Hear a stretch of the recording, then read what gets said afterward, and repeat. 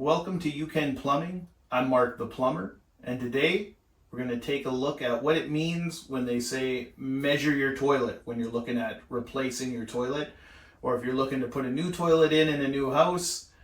You got to think of a few things, and the number one thing is you got to know your measurements. Now, it's not super complicated. There's not 100 measurements that you need to know.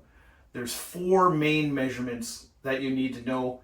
And probably the most important out of them all, if you have a kind of an unlimited area, is the number one measurement you need to know is the measurement from your toilet bolts to the wall, because that's the center of your toilet. Most toilets are in the 10 to 12 inch range, and this is where it becomes a little funky because there's some of those fancy toilets that you can buy now. They need a little more space if you're getting one of those robotic toilets. I know they can be up to 14, 15 inches from the wall, so then you have to do some other fiddling and plumbing underneath. If you're going to get one of those, you got to really look into it and make sure you can do it. But we're not looking at one of those. We're just going to measure up the toilet that we have right now. So the first measurement that I would take would be from the wall to the toilet bolts. And here we go. Mine is 11.5 inches. So 11.5 inches. Now I would quickly jot stuff like this down. Toilet bolts to wall, 11.5 inches. That's your center measurement. You can put center, but if you haven't done this before, probably best to write out exactly what it is. And once you have that measurement, that's the one that only matters. That's the only measurement that matters if you have unlimited room. Now, if you don't have an unlimited room, like I don't, I have this organizer for above my toilet. So my width and my height are also very important here. So I will measure the width, the max width that I have from end to end in the inside is 20 inches. So what you might want to do, we all have cameras with phones. That's what they pretty much will are. Take a picture of it. That way you'll be able to have a visual for when you do go to the store and you actually take a look at it. Then you'll have a visual of, okay, this is how much space I had for sure. So write that down and take a picture, I would recommend. So width, 20 inches. Width, 20 inches. And then the height,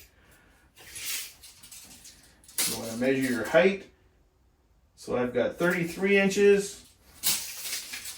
Max space is 33 inches. Height, 33 inches.